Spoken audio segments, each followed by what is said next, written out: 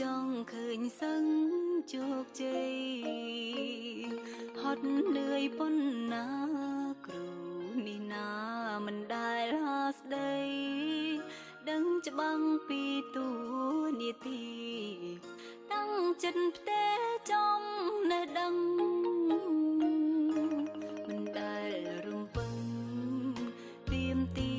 សើដឹងគុណគ្រូអំបសង្ឃមិនដែលរអូ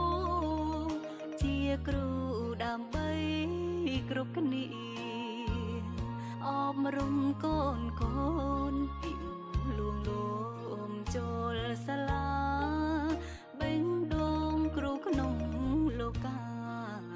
តែងចង់ឃើញសឹងជោគជ័យមាន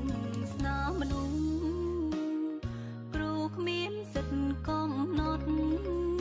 ដឹងត្រឹមអាចដល់ជាទ្រព្យកំណំស្ពាយជាប់នឹងប្រាចំណេញវិញជាទ្រព្យចោលឆក់មិនបានរូបទេឲ្យសឹងគ្រប់យ៉ាងជាទ្រព្យជាប់ប្រានពេញមួយជីវិតជាអ្នកអប់រំសង្គមត្រូវការពួកយើងទឿនសឹងឲ្យខំប្រឹងឡើងស្រោតផ្ដើមស្រូបយកវិជ្ជា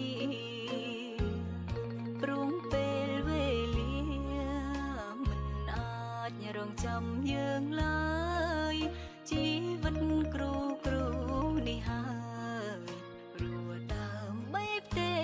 ចំណេញ